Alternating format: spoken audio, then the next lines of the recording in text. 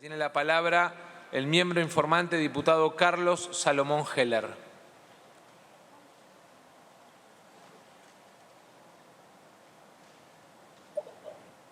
Sí, gracias, señor presidente. Vamos a compartir el informe con la diputada Vallejo, presidenta de la Comisión de Finanzas. Creo que este proyecto que estamos considerando y que, como usted dijo, ya tiene media sanción del Senado, va a marcar un hito en la historia legislativa de nuestro país en lo que tiene que ver con la historia del endeudamiento público. Me parece, y creo que en el debate ayer en la comisión, en las comisiones, en plenario de comisiones quedó expresado, se dio o constituye un gran paso para ir consolidando y afianzando la institucionalidad en diversos temas y en este caso en uno que para un país como la Argentina es de tanta trascendencia como es el de la deuda pública.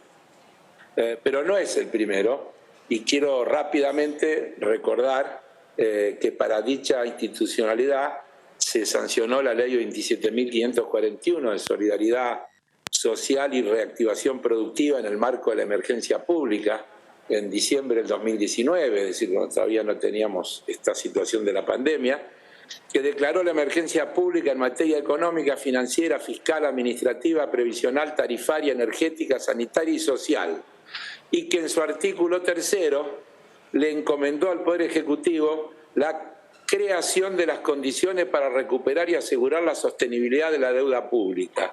Y la base de la delegación, que está en el artículo 2º, fue que debería ser compatible con la recuperación de la economía productiva y con la mejora de los indicadores sociales básicos. El gobierno comenzó a hacer su trabajo, a pesar de aquellos que intentaban desvalorizarlo, muchos lo siguen haciendo, y los esfuerzos para llegar a una negociación posible de la deuda externa que beneficiara a nuestro país y cumpliera con las bases de delegación que recién comentaba, se lograron plenamente. Me parece que esto no se puede olvidar, porque, insisto, a esta altura muchos parece que se olvidan de lo que sucedió y que tratan de restarle importancia.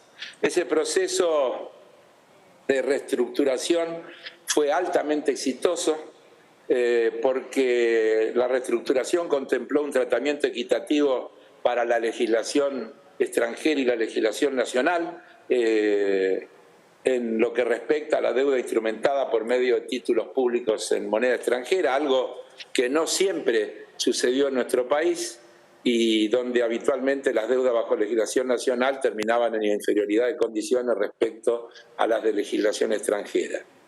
Y luego, como lo expresa el mensaje de elevación de este proyecto del Poder Ejecutivo al Senado, que es donde tuvo la media sanción, y en consonancia con el acuerdo de reestructuración alcanzado con los tenedores de títulos públicos emitidos bajo legislación extranjera, se diseñó la propuesta de reestructuración de la deuda pública nacional.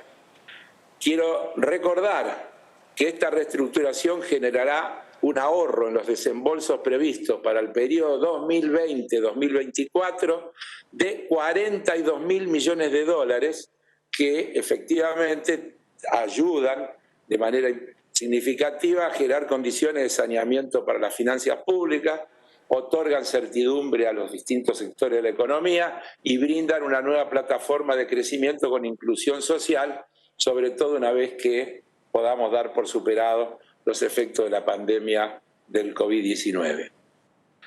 Quiero detenerme un minuto, presidente, en hacer una observación, porque ayer en el debate de comisiones varios diputados mencionaron que la deuda emitida a partir de la reciente negociación de los títulos en dólares fue a una tasa anual del 16%, e incluso algún diputado reflexionó que en relación a la que se colocó entre 2016 y 2018 era carísima, que entonces había sido entre el 7 y el 8% y que en este caso era carísima.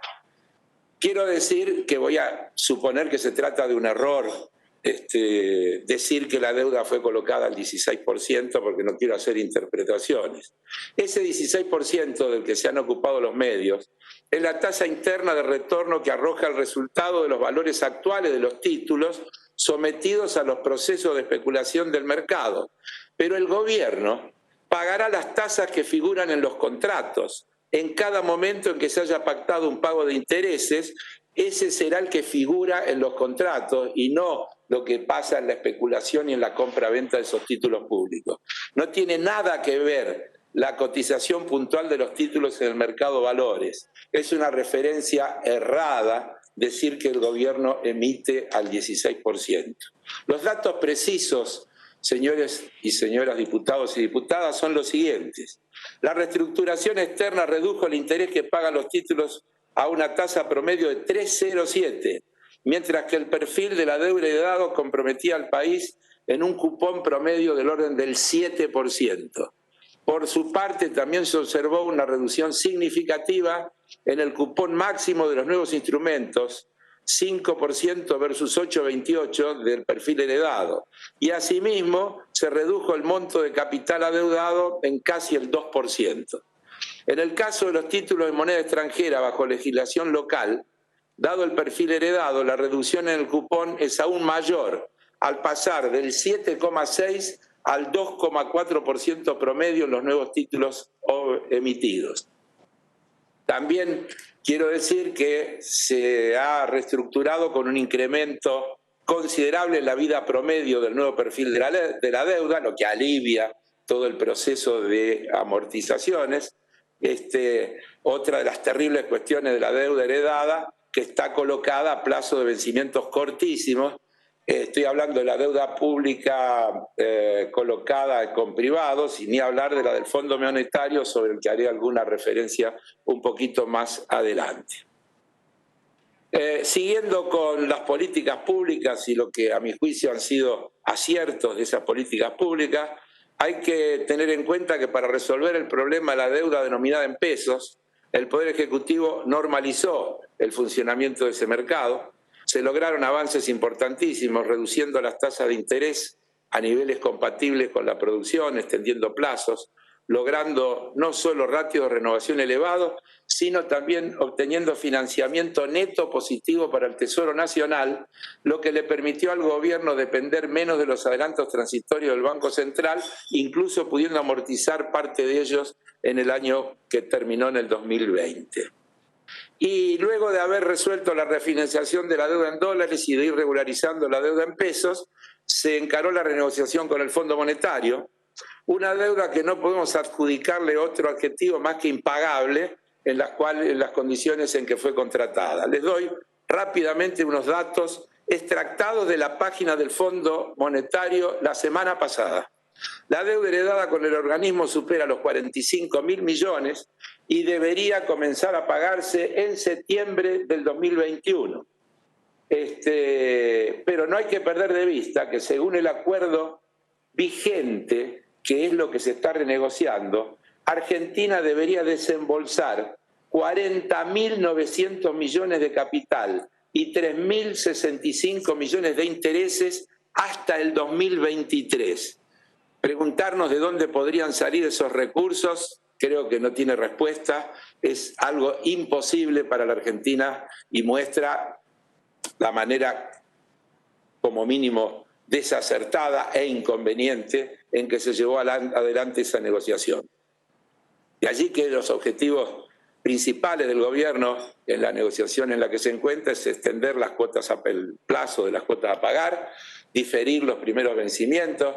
Según los trascendidos, la idea es que hasta el 2025 no haya que pagarle al Fondo Monetario, con lo cual la Argentina tendría despejado su frente externo tanto con los acreedores privados, emisores de bonos compradores de bonos de deuda privada, como con el Fondo Monetario Internacional, lo que permitiría que todos esos recursos efectivamente se volcaran a un programa de recuperación, de desarrollo y de crecimiento.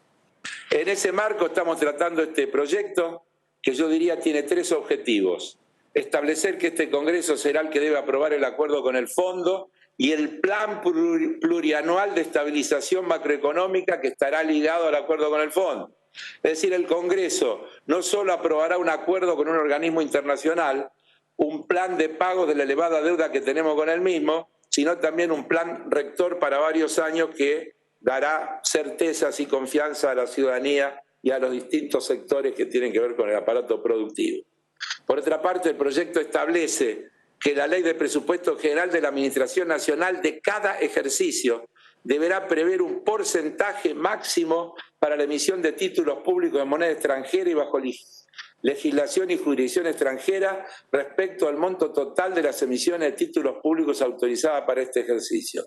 Ayer se dijo también, aclaro, no es lo mismo endeudarse en pesos que en moneda extranjera.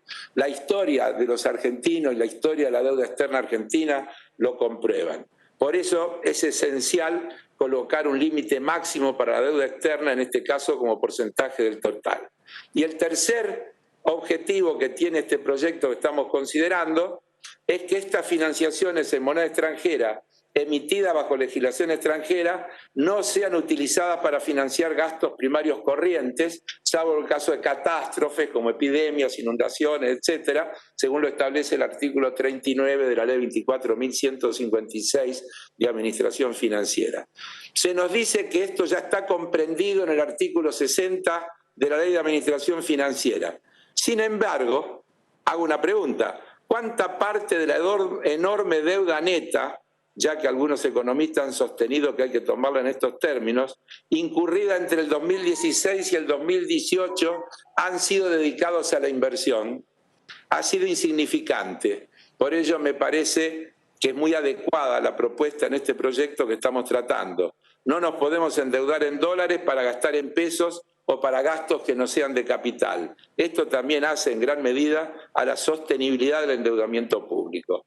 Por eso termino y le cedo a la diputada Vallejo que estamos dando un gran paso que se orienta a fortalecer los mecanismos institucionales que garanticen que el mantenimiento de la sostenibilidad de la deuda pública, así como la ejecución de los planes de estabilización macroeconómica de plazos que exceden un periodo de gobierno, sean efectivamente políticas de Estado. De mi parte, nada más, presidente, y le cedo la palabra a la diputada Vallejos.